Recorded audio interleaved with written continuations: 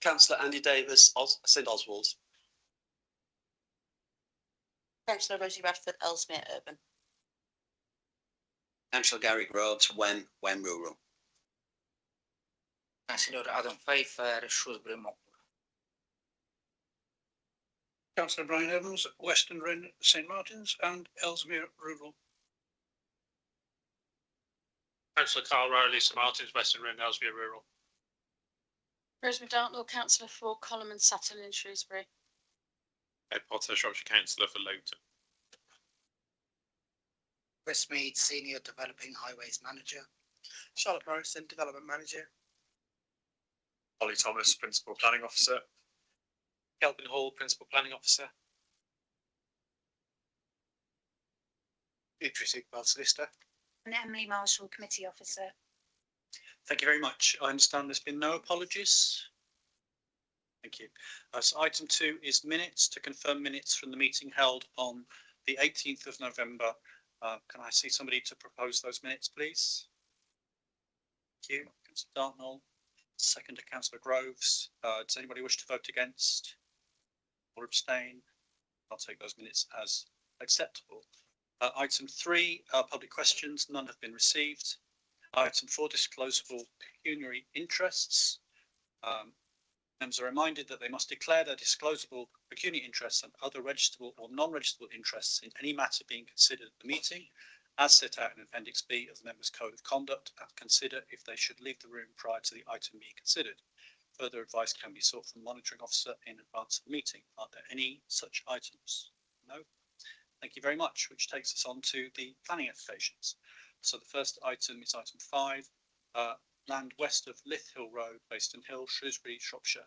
So as usual, we will hear from the officers first. We then have a series of public speakers. Members of the committee will have the opportunity to ask questions of the public speakers, and then we'll open it to debate for the committee.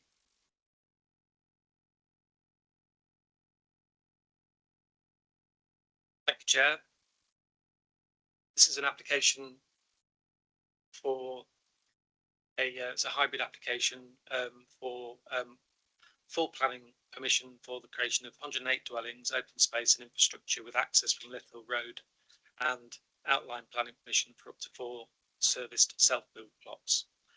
It was originally presented to members at the committee meeting on the 19th of August, during which members resolved that determination of the application be deferred to allow planning officers the opportunity to open negotiations with the developer with respect to site density, open space, impact on local services and urbanisation of the village. And before I start, I just wanted to draw members' attention to the late representations that were circulated yesterday. There's an objection from the local member.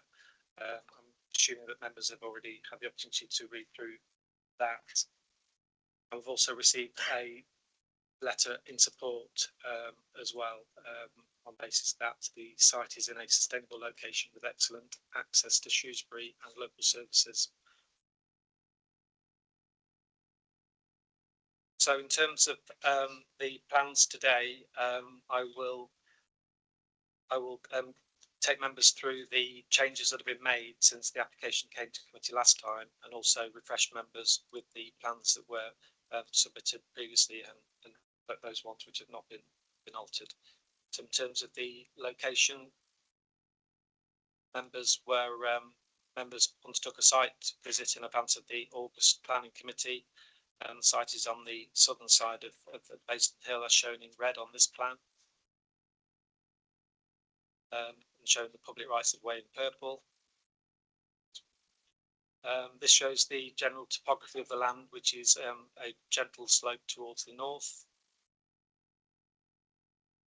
This is the revised plan that's been submitted following the August planning committee. The main change is that the density of housing has now been reduced from 100. The general overall form of the development has been retained, but now with the lower density to seek to address concerns of members. So it retains the tree-lined central access route and leading to the secondary streets and cul-de-sacs, and it retains the open space as well. As you can see, the retention of the existing trees and hedgerow, and provides for drainage, attenuation pond, and links through to the surrounding footpaths to Basin Hill and the surrounding countryside. The density has now been reduced to 29 dwellings per hectare. Density matters are covered in 4.2 of the update committee report, which includes details of the density assessment that the applicant has submitted. This is the plan that was included in the density assessment from the applicant. Members, I think, were concerned about the difference between the density of the proposed development and the density of the existing houses to the northeast. The applicants have looked at two other areas which are on the southern southwestern side of Basin Hill and looked at the densities there, and have calculated the assessment of those, which are more in keeping with the proposed density proposed with the current application. In the pink area, the density is similar to that proposed at about 29 dwellings per hectare, and in the red area, the density is slightly higher at 31 dwellings per hectare. So this shows that the density is in line with other edge of settlement areas in Basin Hill. The assessment also confirms that it's in line with other decisions made by the council on formal draft allocations, which range from 27 to 45 dwellings per hectare. Officers consider that there's no demonstrable impact from housing density of this level at this location. This shows an example of street scenes which would be part of the development to show the spacing of houses and indicates further the general level of density of the houses across the site. I'll just run through some of the examples of housing being proposed. This is a two-bed house. And this Sherborne is a three-bed house. This is a Henley four-bed house, and a three-bed block of houses, and a belows.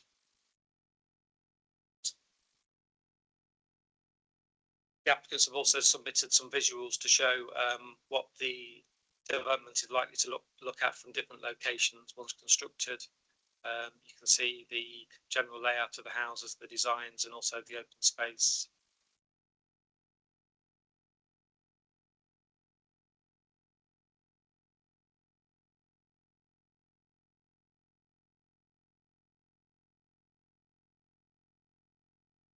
So a range of different types of houses and sizes of houses, as we would expect on a development of this nature. In terms of the open space, this is coloured green.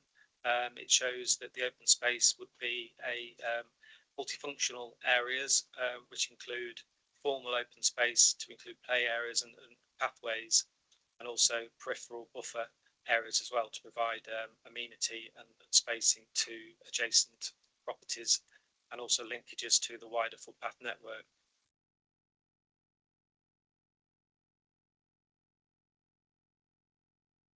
This is the tree retention and removal plan. The trees to be removed, as was pointed out to members at the site visit, are in red, and the proposed the proposed trees to be retained are in the yellowy colour.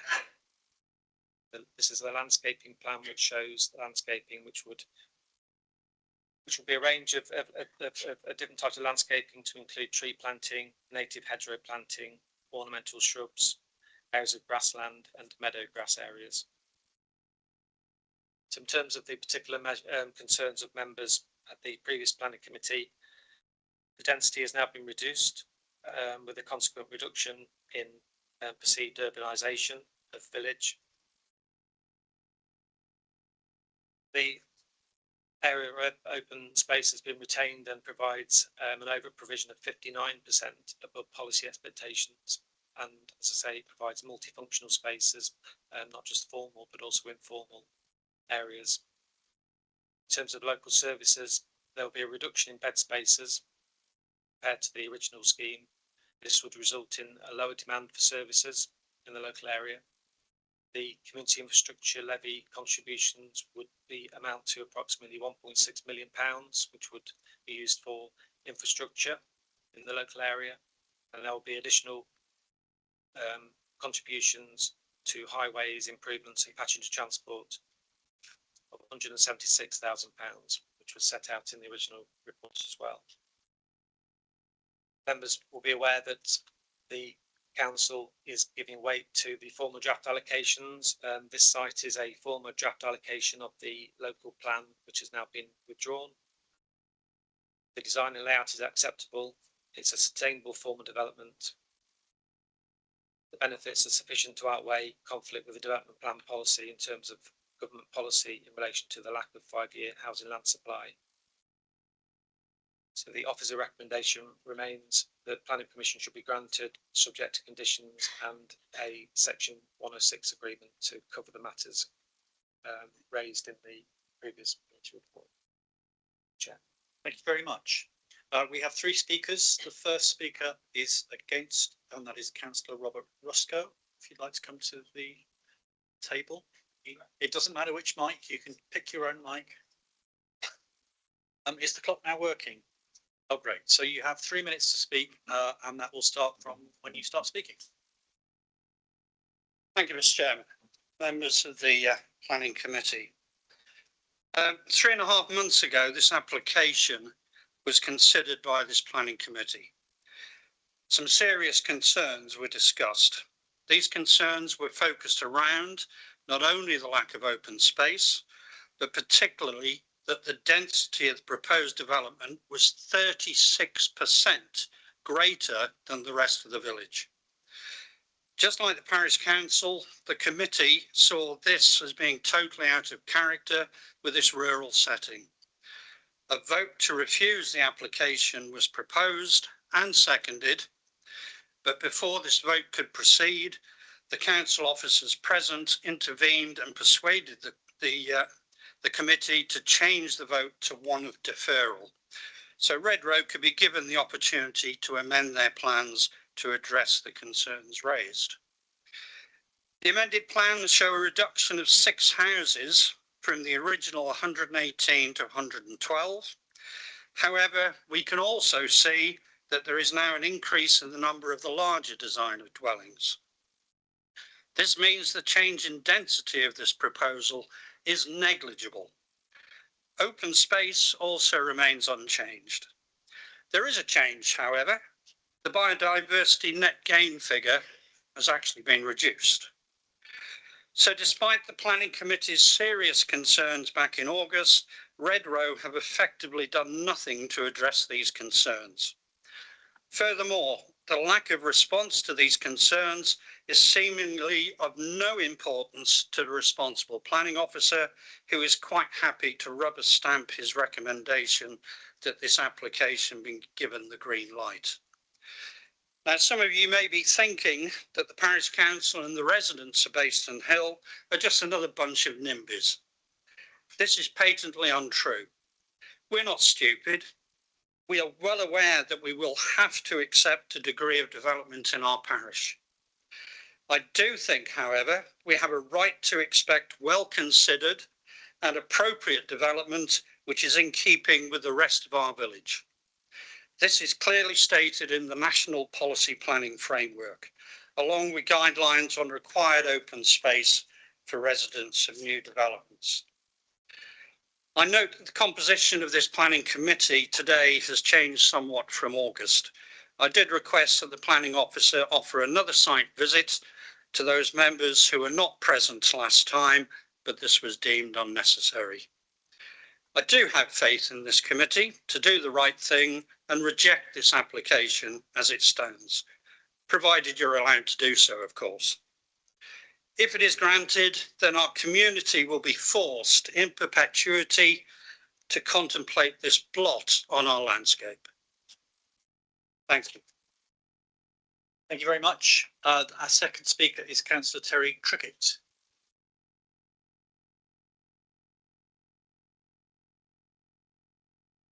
Councillor, you have 5 minutes from when you start speaking.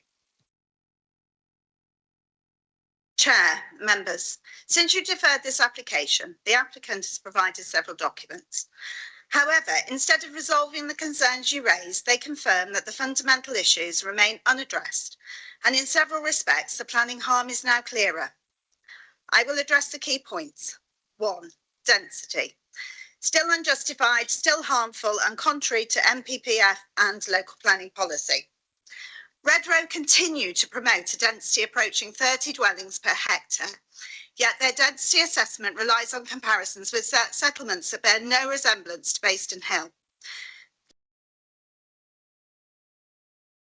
Do not sit beside a strategic A49 trunk road interchange and do not function with only 2 vehicular access points for a community of approximately 5,500 residents. The adjacent estate is around 11 dwellings per hectare and defines the long established rural edge character. Redrow call this inefficient, but MPPF makes clear that efficient use of land must not override respecting local character, form and landscape setting. Under 187B, development must be visibly and genuinely sympathetic to its surroundings. A near 30 DPH layout on a rural edge is not sympathetic, it is an urbanising outlier. This remains in direct conflict with CS6, MD2 and 187B, and nothing in the updated submission offers any justification. 2. Character, scale and massing, unchanged and still unacceptable. The largest house types with ridge heights approaching 8.7 metres remain in the same positions. These are wholly out of keeping with a modest and varied edge of settlement grain. Again, 187B requires development to respect height, density and landscape setting. This scheme does not, and these concerns remain entirely unresolved. 3. Unavoidable pressure on already overstretched local services.